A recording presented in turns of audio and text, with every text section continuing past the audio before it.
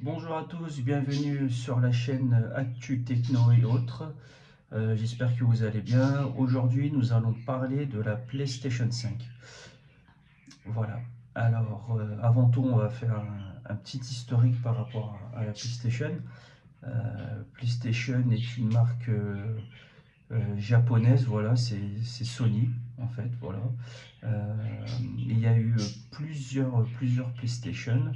La, historiquement, la première PlayStation, c'était la PlayStation 1, PS1, voilà, PlayStation 1, qui est sortie en décembre 94.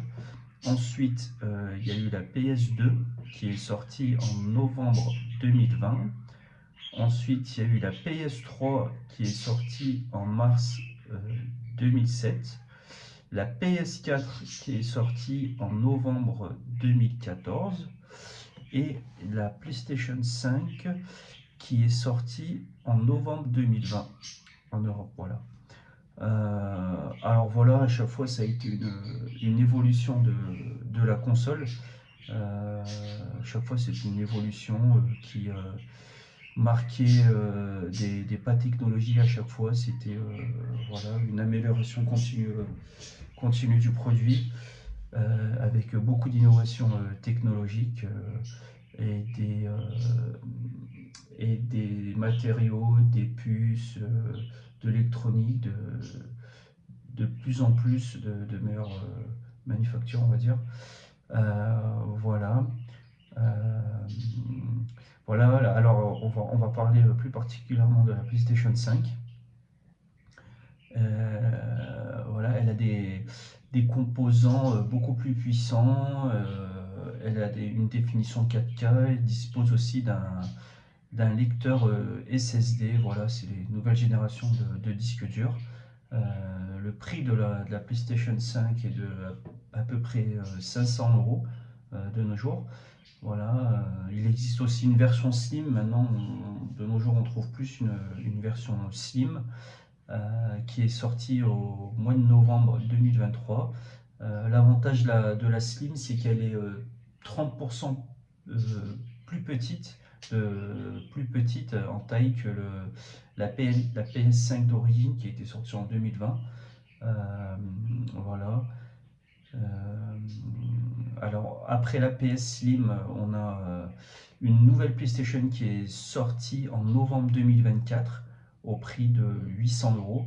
En fait, voilà, PlayStation nous laisse le choix entre la PS5, on va dire Slim classique, parce qu'il existe deux versions de la PS5 Slim, une version avec lecteur CD et l'autre sans lecteur CD.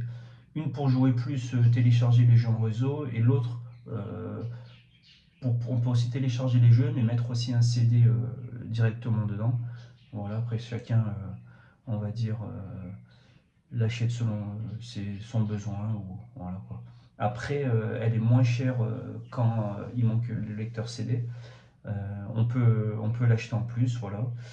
Et Sony a sorti une nouvelle PS Pro, parce que voilà, ils aiment bien faire ça. Sur la PS4, ils avaient fait ça aussi. En fait, la PS4, la PS5 Pro, c'est une PS5, on va dire, améliorée au niveau de tout, au niveau surtout du prix, on va dire. Elle a 2 Tera de stockage. Par contre, le souci, c'est qu'il la vend 800 euros, mais voilà, il faut acheter le lecteur CD en plus. Et le lecteur CD coûte à peu près 120 euros, mais c'est vachement, on va dire, de nos jours, c'est assez compliqué d'en trouver parce que ça se vend comme des petits pains, voilà. Et après, malheureusement, il y a un petit marché en parallèle où il y a des gens qui les rachètent pour les revendre à des prix plus élevés. Voilà, en gros, la PS5 Pro, c'est une PlayStation boostée. Euh, voilà, après, est-ce que ça vaut vraiment la peine? On va dire qu'il faut avoir vraiment l'œil affûté. Voilà, quoi, c'est vraiment pour, on va dire, les gros hardcore gamers, voilà, qui verront vraiment la différence. Voilà. Voilà, par rapport à la PlayStation. Voilà, voilà, j'espère que ces petites informations sur la PlayStation vous auront plu. Voilà, n'hésitez surtout pas à donner votre avis, à voilà, commenter, à partager et à liker la vidéo. Et puis voilà, et puis à bientôt j'espère. Et à plus.